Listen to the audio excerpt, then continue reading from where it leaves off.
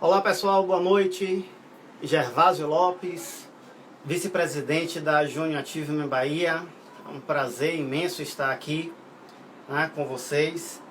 Vamos iniciar hoje aí uma live, né, com o nosso queridíssimo amigo aí Anderson, aguardando ele chegar aí.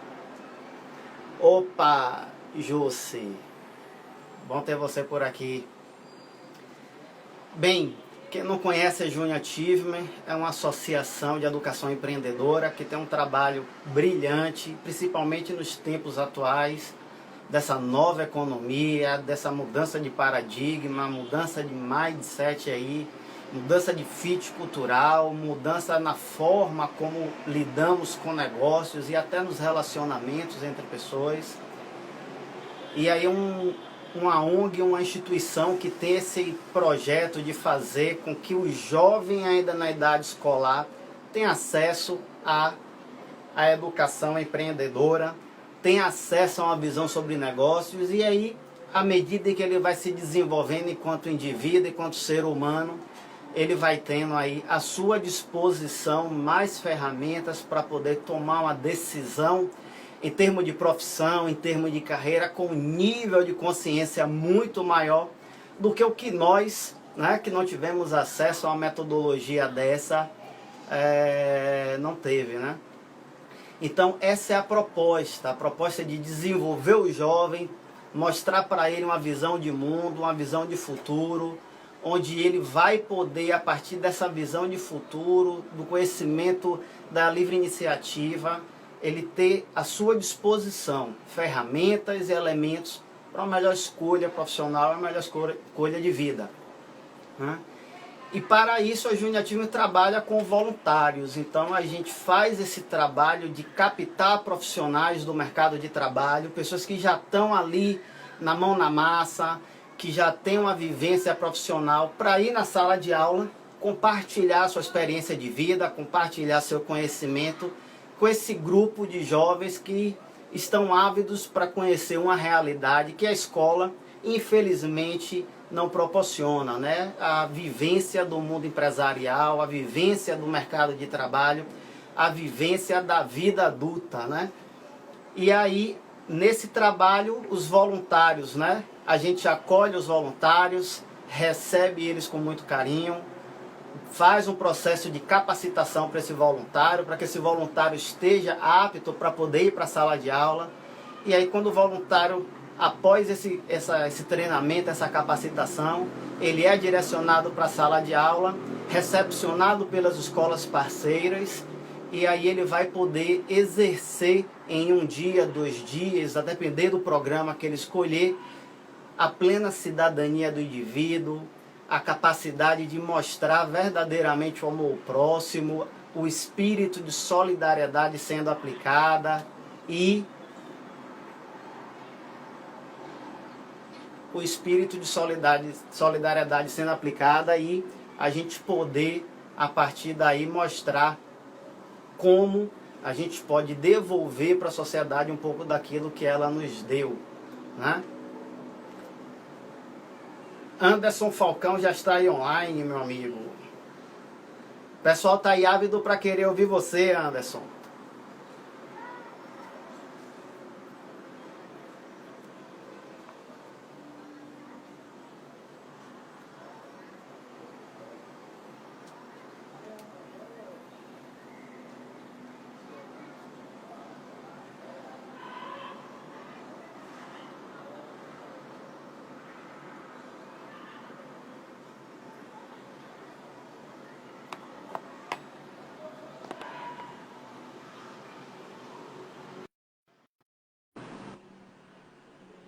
Pronto, aí aceitei aí o Anderson para ele entrar e fazer parte da live com a gente iniciar aí esse bate-papo. E aí, meu amigo? Olá, grande Gervásio, tudo beleza, irmão? Boa noite. Tudo direitinho, boa noite. E aí, você está em casa? Graças a Deus. Em casa, e não tem opção, né, pra gente.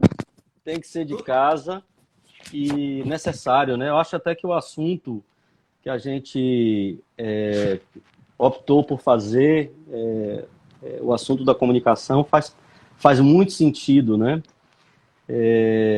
No meio desse novo momento de descoberta das relações empreendedoras, das relações entre os negócios, entre as marcas e consumidores, e as pessoas, né?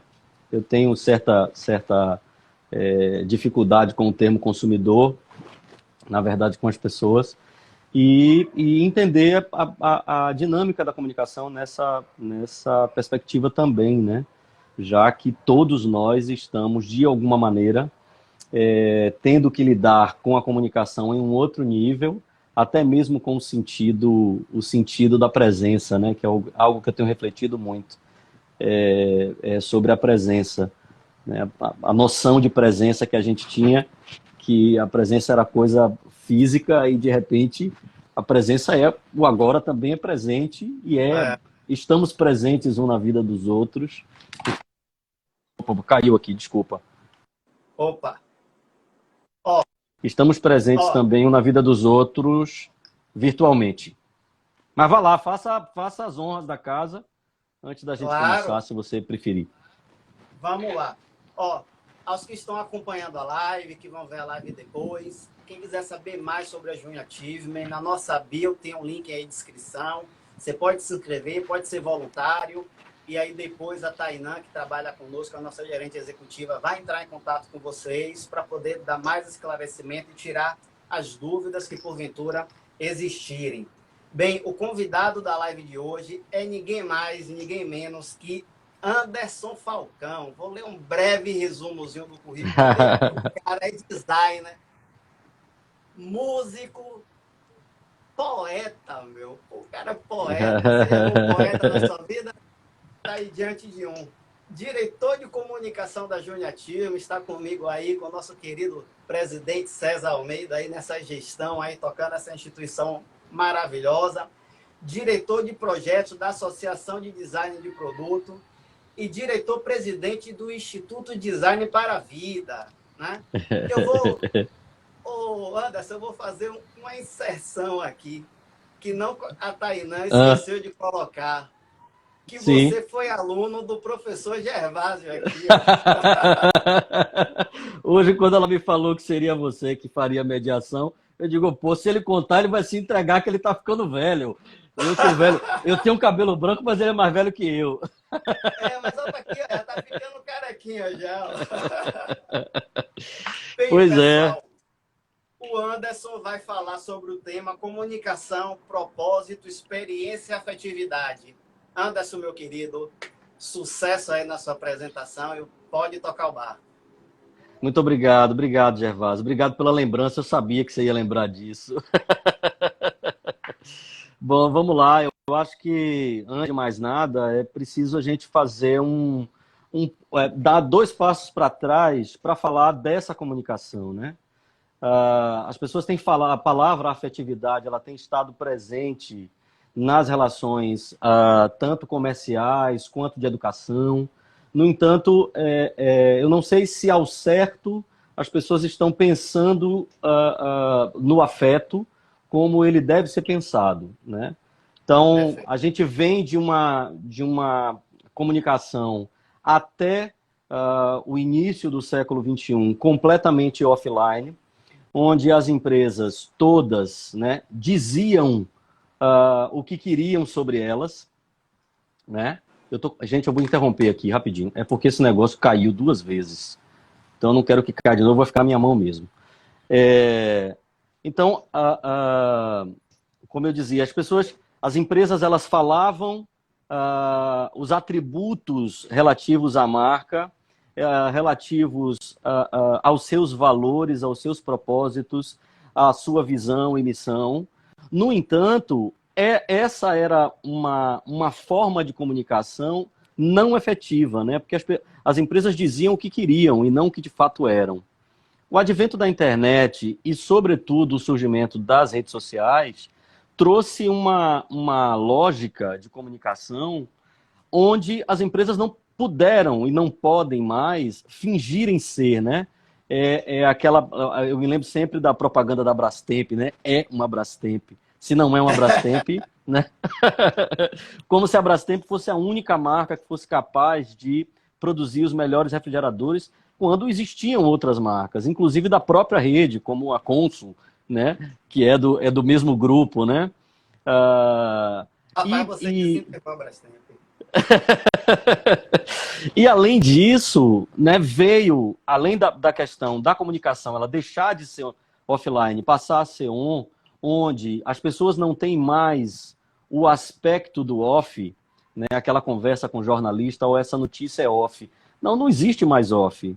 Porque mesmo que eu escolha não ter nenhuma rede social, nem mesmo telefone celular, alguém da minha rede de relacionamento vai me fotografar, vai falar meu nome, vai falar o que eu sou, né, como pessoa, e a mesma coisa como marca, né? É isso mesmo. Então, quando a gente vai observando o histórico das empresas, das grandes corporações mundiais, você tem grandes notícias de traições, né? Uma notícia que vazou, uma informação que vazou, uma comunicação que era para amanhã que saiu no dia anterior e beneficiou o concorrente ou um candidato. Enfim, a comunicação ela se tornou completamente cíclica e uma via de dupla e contínua, né? Nesse sentido, se a gente não caminhar, né, e se as empresas não caminharem no sentido da relação de afetividade, né, de relacionamento com o seu, com as pessoas que são o seu perfil consumidor, ela simplesmente não se relaciona com ninguém, né?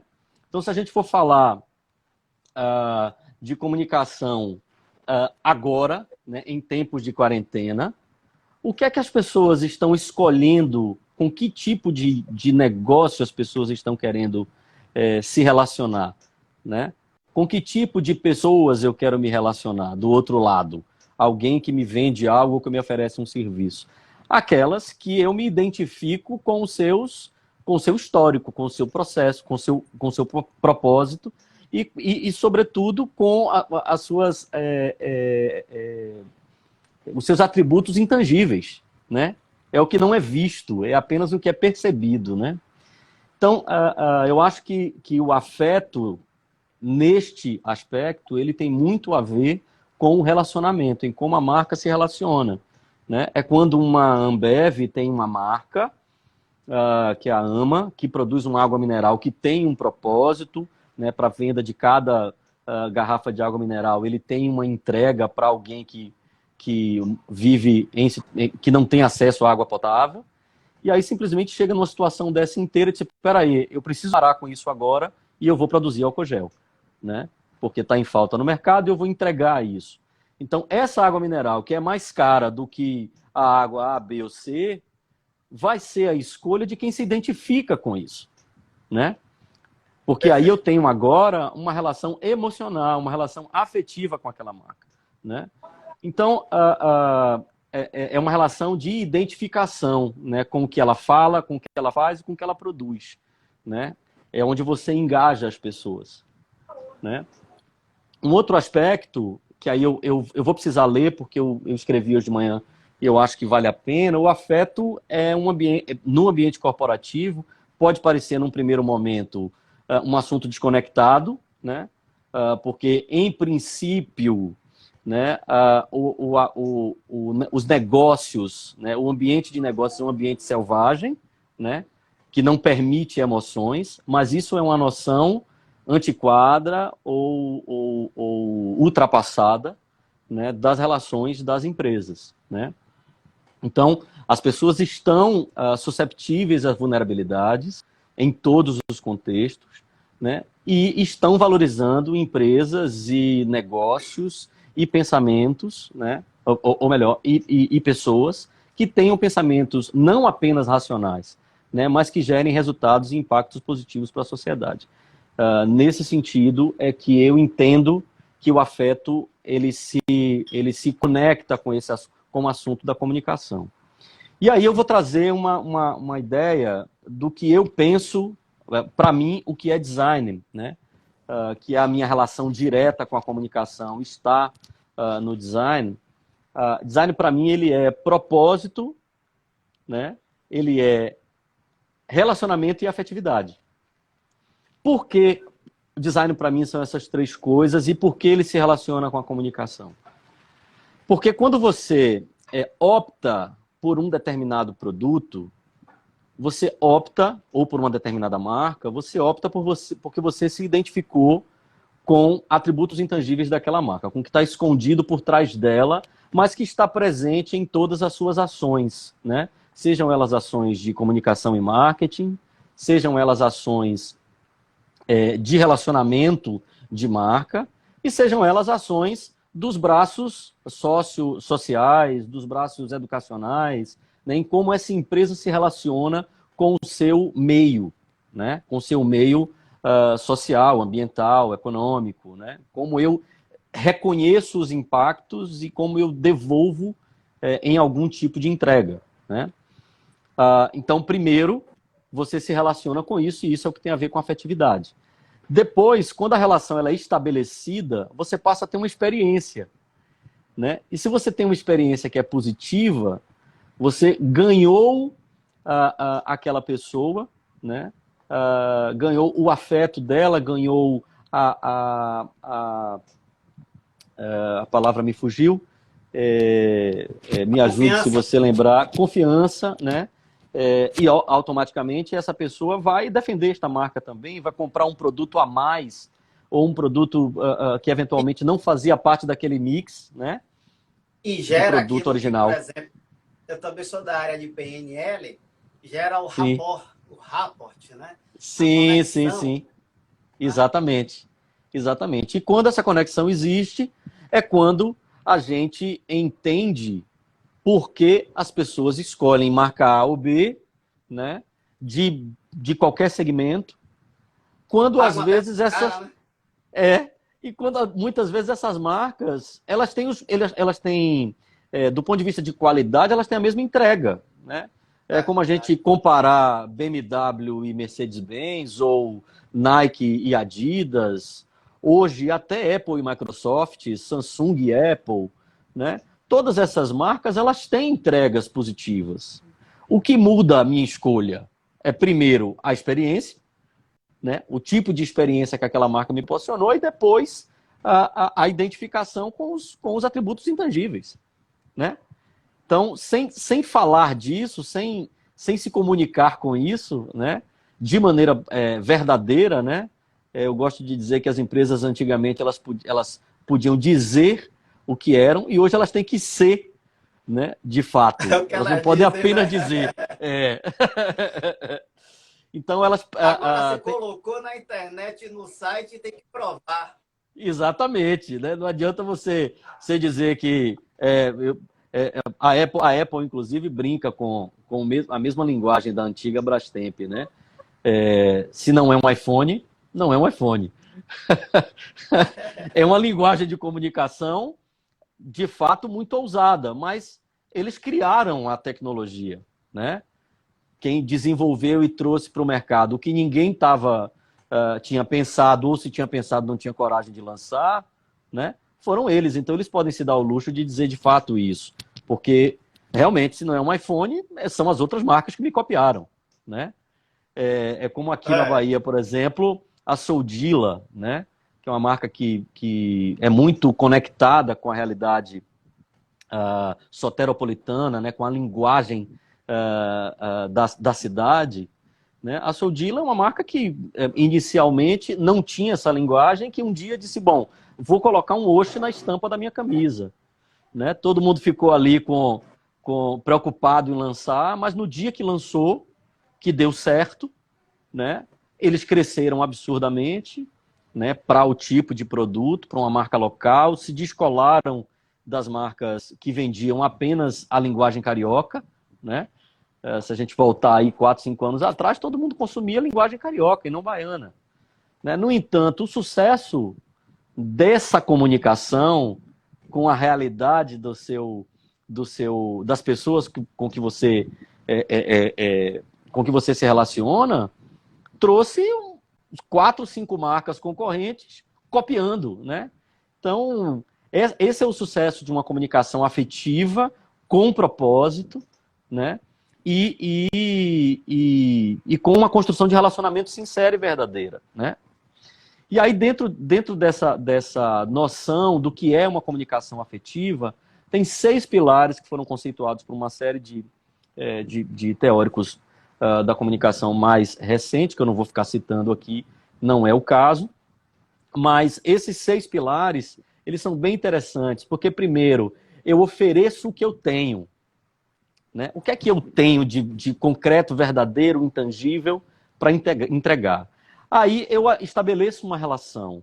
O segundo ponto é eu peço o que eu preciso, né? O que é que eu preciso pedir para quem eu estou oferecendo o que eu tenho, né? Uma relação, eu entro no terceiro ponto, confiabilidade / confidencialidade, né? É uma relação intrínseca, né, dessas duas palavras. Aí você vai para o quarto ponto, que é falar com intenção. Em vez de eu falar aleatoriamente, né, sem estar conectado às raízes, à essência do meu negócio, né, eu falo com intenção real.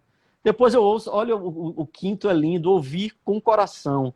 Quer dizer, lembrar que quem está do outro lado, que é aquilo que eu falava lá no início da minha dificuldade com o termo consumidor, né, é lembrar que são pessoas fazendo para pessoas, né? O sexto, contribuir com uma causa, né, do outro. Uma causa que não é necessariamente, não resolve um problema meu, mas resolve um problema econômico, a gente vai encontrar um grupo de pessoas conectados com essa causa, né? Então, rapidamente, né, eu ofereço o que eu tenho, eu peço o que eu preciso, eu estabeleço uma relação de confiança, eu falo com intenção, eu ouço o coração de quem está do outro lado e o meu, e eu contribuo com uma causa que não é minha. A empresa deixa de ser um sistema rígido e passa a ser uma entidade com relação às outras pessoas, né? Então, você estabelece uma relação, dessa relação você cria confiança, e essa confiança, ela traz afeto. Esses 3 atributos juntos criam um engajamento natural, né, das marcas. E aí você me pergunta, mas por que falar de tudo isso através de uma instituição como a JAR, né? A Junior Ativamente é uma instituição que lidar com o empreendedorismo aplicado ao jovem, né? Que lidar com emoções, porque a gente atua no ambiente escolar, em muitos momentos, que a gente atua com as empresas, no caso do voluntariado, né? E que a gente precisa ter uma comunicação, né, com um relacionamento sincero, afetivo e com propósito. Já faz parte da nossa essência, né? Se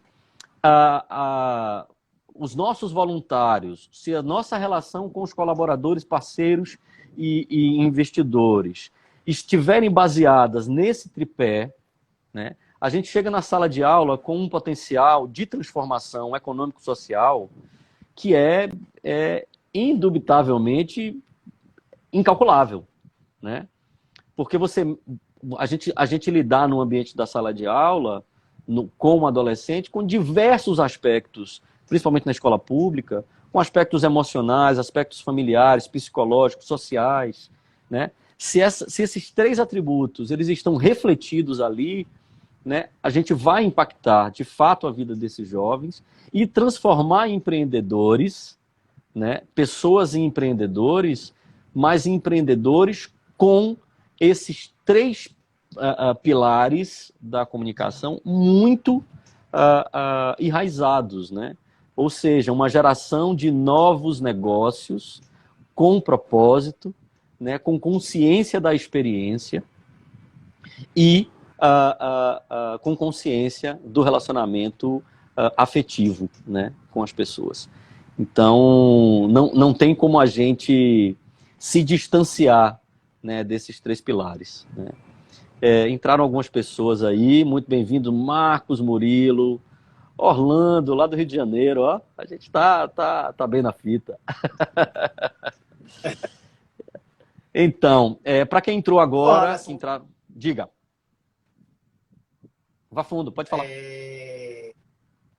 Eu queria lhe perguntar, dentro disso tudo que você aí maravilhosamente bem explanou, no contexto atual, qual é o desafio que as marcas encontram nesse momento em que, em muitos casos, estão sendo obrigadas a ter que demitir por força da questão econômica, mas como gerenciar esse momento garantindo essa efetividade, né? Porque a gente sabe que o contexto realmente atual está necessitando justamente de um pouco disso em muitos aspectos, né? Uhum. Como é que você vê isso aí, esse desafio aí? Eu tenho refletido sobre isso. Eu acho, ou melhor, eu penso, que as empresas precisam levar muito a sério as pessoas, né? Com quem que eu me relaciono, né? Inclusive dentro do contexto do que a gente está falando mesmo. Com quem que eu me relaciono do outro lado, né? Quem é o meu perfil? Quem é a persona que está do outro lado? Quem é esta pessoa, né? Porque se você focar em tentar vender, você está lidando com um monte de gente que pensa do outro lado e diz, pô, como esse cara está pensando em me vender alguma coisa em meio a tudo isso, né? O foco não pode ser a venda, o foco tem que ser a relação, né? Então, quando você, citando a Ambev com a marca Ama de água mineral, na hora que eu digo, olha, quer saber, eu não vou fabricar água mineral agora, não é hora de vender água mineral, é hora de eu atender uma demanda, é hora de eu pegar o pouco de gordura que eu tenho e aplicar isso, né, aonde eu posso, até onde eu posso ir. Você imagina a quantidade de pessoas que se conecta com essa causa e que vai consumir Ama depois, quando a Ama voltar a vender água mineral. Não porque ela vende água mineral. Né? Exatamente. Mas eu criei uma conexão afetiva e um relacionamento sincero com aquela outra pessoa do outro lado, que não é um consumidor, né? É uma pessoa que pensa como eu que quero vender, né? Então, na hora que você caminha nessa lógica, né? E eu acho que aí que é o grande desafio das empresas, é quando eu recebo um e-mail de uma marca da Nike, né? Dizendo, é hora de ficar em casa, mas a gente está com você e eu vou te oferecer aqui uma série de programas de treino em casa, né? Não é hora de eu te vender tênis, né?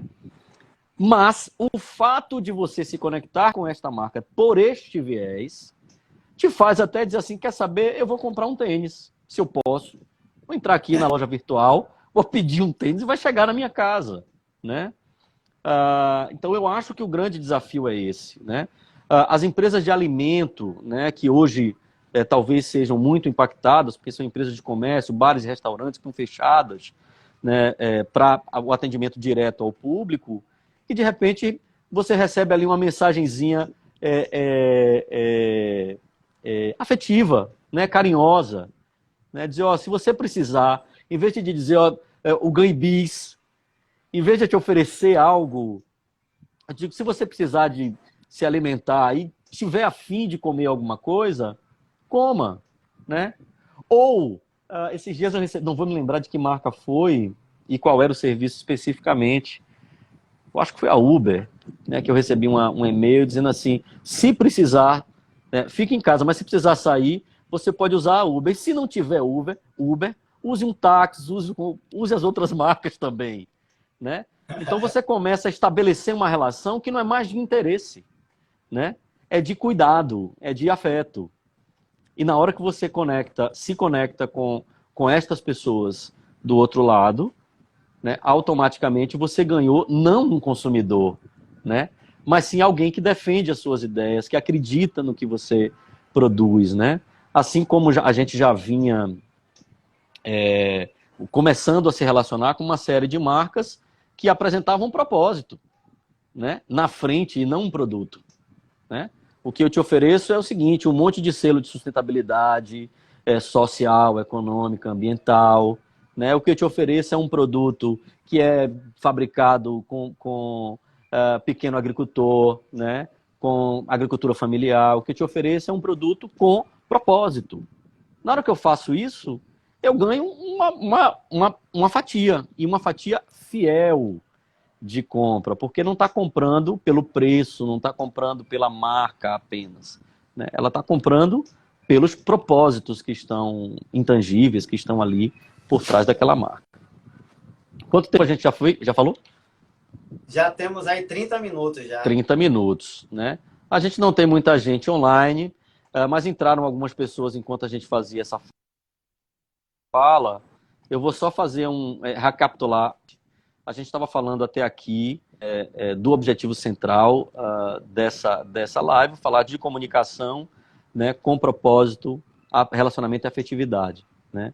E a trajetória que traçamos dessa fala, basicamente, foi dizer que as empresas elas não podem mais não se relacionar com as pessoas que as compram, né? Elas precisam criar um vínculo afetivo com as pessoas, porque no momento em que você cria vínculos afetivos, você estabelece uma relação de confiança, essa relação de confiança gera engajamento e fidelidade, que é o que todas as marcas têm de interesse, né?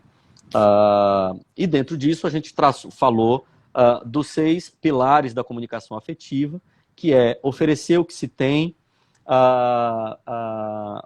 pedir o que precisa, estabelecer uma relação de confiança, falar com intenção, ouvir com o coração e contribuir com a causa do outro. Pessoal, é o isso aí. seguinte, nós vamos abrir espaço para perguntas. Quem quiser fazer sua pergunta aí, pode fazer. Enquanto isso, Anderson, serei eu primeiro, farei a pergunta Sim. aqui. Eu tenho uma empresa, quero iniciar esse processo de adotar uma postura, uma comunicação com afetividade. Como começar? De dentro é o primeiro lugar, né? Refletir dentro do seu próprio negócio qual é a relação que você tem com o seu grupo de trabalho, com os seus colaboradores. Não adianta a gente fingir que tem uma relação com o externo sem antes estabelecer o interno, né? Como a gente, no padrão do branding, por exemplo, que a gente fala, né? A linguagem de comunicação precisa ser a mesma, né? Seja ela visual, verbal ou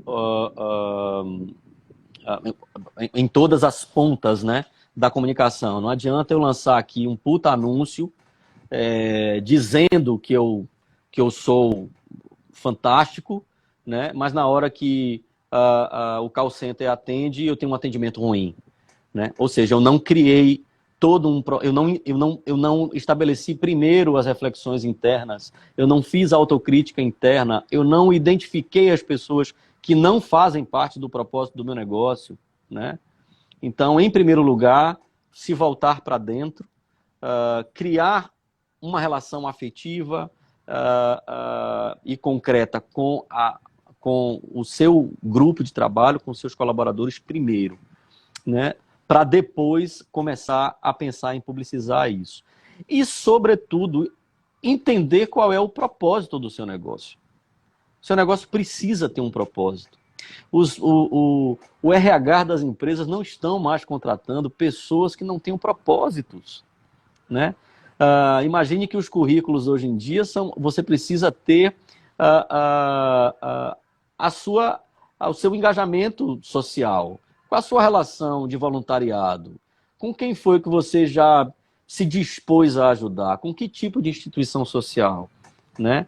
Até onde você está disposto, né, a se dar, né? Então imagine, se as empresas já estão começando a contratar pensando nisso, é porque elas querem pessoas que estejam conectadas com os seus propósitos, né?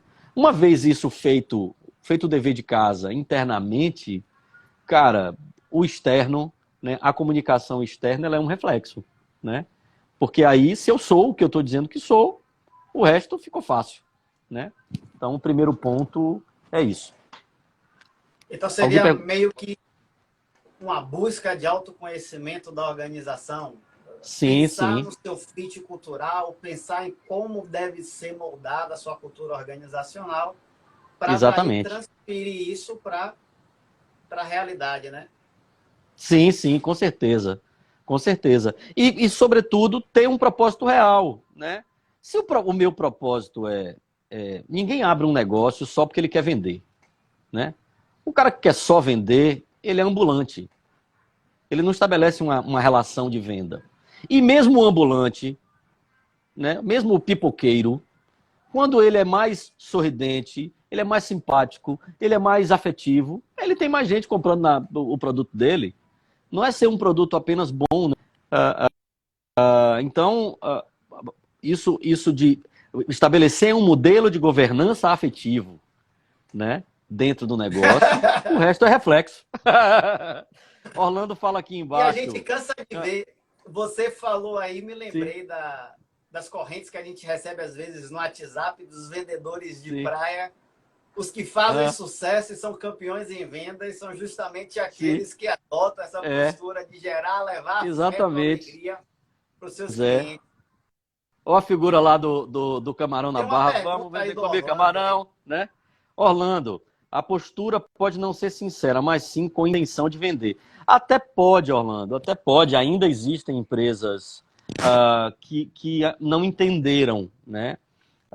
Que o mundo contemporâneo, né? E eu acredito que pós Covid-19 isso vai ficar ainda mais evidente, né? Eu recebi até um estudo ontem de uma instituição americana que trabalha com futurismo, né? Com estudos futuristas e falando exatamente da relação dos consumidores com as marcas, né? Das pessoas com as marcas. E aí eles trazem alguns desses aspectos. Os aspectos são o quê? Confiança, segurança, quais são os propósitos que aquela marca estão vinculadas, com que tipo de causa que ela está contribuindo, né? Imagine, por exemplo, que agora, em meio a essa confusão toda que a gente está vivendo, quando de repente algumas marcas no Brasil começaram a se comunicar dizendo assim, olha, eu não quero saber não, eu vou abrir, entendeu? Porque eu preciso vender, eu não posso parar, né? Ele recebeu uma enxurrada, né, de gente dizendo não consumo mais, não entro no restaurante, não entro na loja, não compro mais. Por quê? Porque eu não me identifico com essa postura, né? Falando eu, aquele que falou, né? Claro, claro. Então, sim, eu acredito que muitas vezes determinadas empresas podem não ter uma atitude sincera, mas que a intenção por trás existe a venda, né? E é claro, quem é que não quer vender o seu produto, o seu serviço, sim. No Sem vender, entanto, não existe negócio. a empresa, o negócio não existe. No entanto, quando a gente é sincero nos nossos propósitos, né? Nos nossos atributos intangíveis, na nossa visão, na nossa missão, que aquilo seja de fato real e não uma invenção da boca para fora, eu vejo e muitos estudos têm comprovado isso, as empresas começam a ter maiores resultados quando você tem um propósito, a causa. A Heineken, essa semana, lançou uma campanha Dote o seu bar, né? Para você comprar um volume de cervejas ou da bebida que você prefere e ela vai dobrar a quantidade para você que comprou, né? E você só vai beber depois que o Covid passar lá no bar, comemorar, né? Para manter as casas funcionando, né? Então, eu acho que o caminho, de fato, está no relacionamento com propósito e com uma relação muito sincera. Daniel, é Daniel, né? É Daniel lá de São Paulo. Quais suas opiniões sobre política de precificação do pós-guerra? Pô, Daniel, é sério? Política de precificação no pós-guerra é uma pergunta de Daniel, Gervásio. Cara, Aí vai é, fazer uma famosa digressão linguística. A gente vai sair de um ponto A para o ponto Z, pro assim, ponto. Rapaz, numa tacada exatamente. só. Tinha que ser Daniel. Mas, cara, eu acho que a política de preço, ou a política econômica, ou a política ela qual for, ela precisa ser uma política que contempla as pessoas, né? Se a gente não coloca as pessoas no centro e não entende que nós precisamos ser colaborativos, precisamos estabelecer uma relação honesta, né? Simplesmente vira só demagogia e hipocrisia, né? Vamos lá, mais alguma pergunta? Se ninguém perguntar, eu vou chamar, viu? Vou escolher aqui. Na sua fala, Anderson, eu vejo o seguinte. Oi? Eu estava falando que se ninguém perguntar, eu vou chamar aqui aleatoriamente. Eu vou botar ao vivo. Certo. Sim, mas pode falar, Javan. Essa pergunta foi interessante. Eu vou complementar o que você falou. Eu vejo o seguinte nesse processo de precificação. Eu acho que nós vamos repetir o que ocorreu um pouco em 2008, na crise de 2008. Na crise de 2008, um setor, uma área profissional que cresceu muito foi a área de controladoria, a área de finanças, a área de custos, porque as empresas elas precisam sobreviver. A empresa ela é um organismo vivo, assim como nós somos. Sim. E ela precisa conseguir construir os seus alicerces de sustentabilidade e tudo. Mas quando a gente fala em sustentabilidade empresarial, sem a demagogia, mas trazendo para o conceito técnico mesmo, a gente envolve essa questão de se preocupar com o social, com a questão ambiental, mas existe também a questão financeira. Né? Sim, sim. É como o organismo humano. Né? A gente tem o sistema nervoso, nós temos o sistema digestivo, o sistema cardíaco. Se um parar, o corpo para. Né? A vida para. Então, assim, a estratégia de precificação, eu acredito que ela vai evoluir, inserindo todos esses elementos, como o Anderson muito bem citou, mas trazendo também um pragmatismo aí na questão dos números, que eu acredito que tudo agora vai para o papel. Né? Antes de tomar uma decisão, vai se fazer sem dúvida. Para poder... Cada decisão agora, eu acho que vai ser medida. Até na comunicação.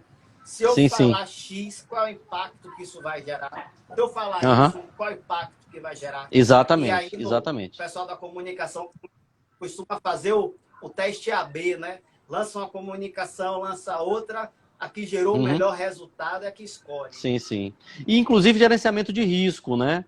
A gente está falando, a gente está em uma situação que ela é completamente atípica e por ser atípica, a comunicação ela tem uma importância no gerenciamento de risco, né, enorme, né?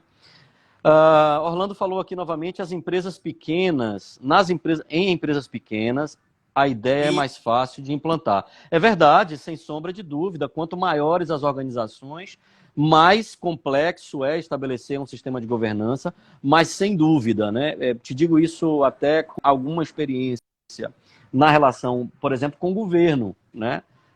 Você entra numa secretaria de governo, num organismo, um braço qualquer, uma fundação, né? Ou mesmo em empresas grandes, isso precisa, todo o processo é idêntico, ele é mais trabalhoso, né? Mas não é impossível, né? Não é impossível.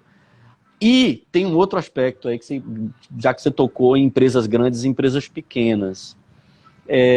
Tem acontecido um movimento de redução das empresas, né? Ou de aparente redução, né? Eu posso ser uma empresa grande, mas eu estabeleço núcleos. E estes núcleos vão se relacionar com os perfis de pessoas, né, dentro do meu mix de marcas, né, que é o caso das grandes empresas que são donas são multimarcas, né? Eu tive a experiência de, recentemente, né, agora no segundo semestre do ano passado, acompanhar, por exemplo, um processo em uma cervejaria, e uma relação muito, muito superficial, inclusive, nada demais, mas uma das coisas que a gente identificou foi que eles têm núcleos específicos. Então, por exemplo, as cervejas artesanais que eles estão adquirindo funcionam dentro da corporação como uma espécie de startup dentro daquele grande negócio, daquela grande corporação, né? Então, a relação de comunicação, a relação de investimento, a relação de patrocínio, a relação com as pessoas é completamente diferente de todo o resto. E a depender das marcas, então, a cerveja de maior impacto, de maior venda, que é a mais barata, e essa daí eu vou para Rede Globo, boto campanha com mulher, o caramba, né? Já as outras, né, que aí eu tenho 30 marcas de cervejas artesanais, aí, peraí, quem era o consumidor anterior, quem é que já comprava, eu preciso manter essa relação, né? E preciso ampliar essa relação. Então, uma coisa que eu perguntei é o que é que muda no processo industrial da cervejaria artesanal? E eles disseram praticamente nada. A única coisa, as duas coisas que mudam geralmente são comprar uma máquina de lavagem das garrafas, porque geralmente a lavagem é manual nas cervejarias artesanais, e comprar barris maiores, né? Mas o processo, eles não interferem e é mantido, né? Os barris maiores apenas por conta da escala, né? Então, de modo que o mestre cervejeiro continua trabalhando do mesmo jeito, né? A relação com o perfil de público continua do mesmo modo, e aí eu consigo manter, né, o padrão de comunicação ou o padrão afetivo ou o relacionamento que já foi construído e abro um relacionamento para um perfil de pessoas maior. Como eu acho que o nosso tempo está acabando, primeiro porque tem um limite de horário. Nosso presidente César disse que a gente só tinha 30 minutos. A gente já e tem também o limite do próprio Instagram. E tem o limite do Instagram, que é de 1 hora. A gente está agora em contenção de custo, não pode ter hora extra. Exatamente. Então, para encerrar, uma última pergunta, quem é que vai fazer ou eu vou chamar? Aí. Ninguém vai fazer pergunta, não? Tiago Imperial Ninguém tá fez online. pergunta. Tiago, faça a sua última pergunta aí. Bora, Tiago. Se não perguntar, eu vou chamar ao vivo, viu?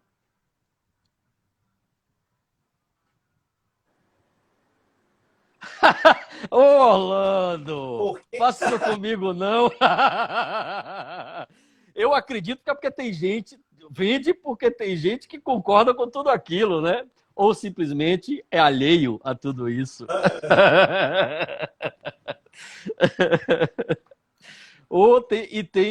Para todo sapato tem pé, né, irmão? Eu gosto muito do carequinha da van. Eu acho ele uma figuraça. Né? Oi? Pois é, não concordo com ele. Então Anderson, você não vai me ver na van. Mas respeito quem eventualmente goste. Aliás, eu tenho uma dificuldade enorme com empresas Cadê Tiago? Tiago ri, mas pode a pergunta dele. Eu tenho uma dificuldade muito grande com empresas como essas, né? Empresas que produzem na China para vender aqui.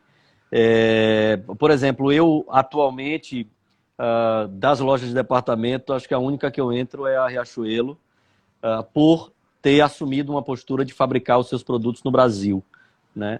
Então, é uma marca que escolhe, eles escolhem municípios no país, constroem as fábricas, contratam todo mundo, estabelecem uma cooperativa ali e passa a comprar dessa cooperativa. Eu acho que é um grande caminho, né? Em vez da gente simplesmente transferir tudo para a China e para a Índia, né? Eu acho que é esse que é o... Tá aí uma relação com propósito, com um relacionamento afetivo sincero, né? Com o seu público final, né? Depois da apresentação de tamanha didática, fiquei sem perguntas, cheia de respostas. Cara de pau.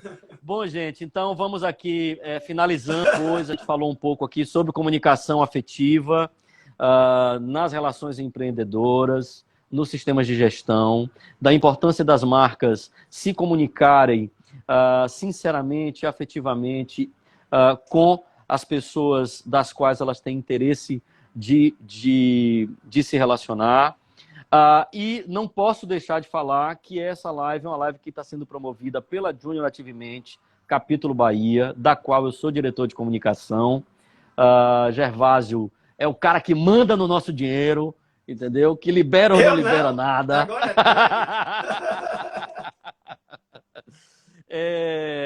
Agora eu tô o braço direito de César. E a Junior Ativemente é uma instituição centenária, né, que estamos com 100 anos, nasceu nos Estados Unidos, que atua com o propósito de gerar ecossistema empreendedor no ambiente escolar. Nos Estados Unidos, né, mais de 70% do parlamento americano já foram alunos de programas da Junior Ativemente, inclusive o Obama, né? Diga-se passagem. Então, a importância dessa instituição, que dali se disseminou pelo resto do mundo, estamos em quase todos os países do mundo, são mais de 100 países, mais de 150 países, né? E eu sou muito honrado e feliz de fazer parte dessa instituição e de colaborar de alguma maneira com o ecossistema empreendedor aqui na Bahia. Muito obrigado pela presença de todos vocês. Eu vou passar a fala final para o nosso querido Gervásio. Muito obrigado, Gel. Anderson, agradeço imensamente aí sua participação. Além de ser voluntário, né, como diretor, está sendo aí dedicando mais um tempinho aí seu para poder propagar ideias nobres, propagar o ecossistema da Junior Achievement, levar conhecimento, principalmente nesse momento aí de quarentena, que as pessoas precisam, né, até para entender o que está acontecendo, entender como se adaptar para essas mudanças que estão vindo aí. Então, agradeço em nome da Junior Achievement sua participação adicional, né, porque é uma adição aí, né, e em nome da Junior Achievement, agradeço a vocês que assistiram o vídeo, compartilhem aí, leve esse vídeo para outras pessoas, marquem aí embaixo, ó, outras pessoas que vocês acham que esse conteúdo vai poder contribuir de alguma forma, vai agregar. E acompanhe as nossas redes sociais, siga que em breve a gente está postando a próxima live com outro grande nome também do mundo corporativo baiano. Valeu, muito obrigado, Gervásio. Obrigado, Gervásio. Valci, deixa eu só falar aqui rapidinho. Valci chegou ali por último. Gildo Fernandes ali, muito bem-vindo, Gildo, até já. Valci Araújo, minha amiga Val, fez aqui um comentário. Foi ótimo, tem muito assunto, tenho muitas observações. Devia ter feito antes, mulher, para a gente poder comentar também. Mas a gente vai ter oportunidade para isso. Oi, daqui a... Siga nossas redes sociais. Na próxima live, traga sua pergunta que teremos o maior carinho em responder. Com certeza. Grande beijo, gente. Muito obrigado. Até breve. Obrigado, Orlando. Obrigado, Daniel. São Paulo, Rio de Janeiro. Valeu. Grande boa noite. Gil, abração.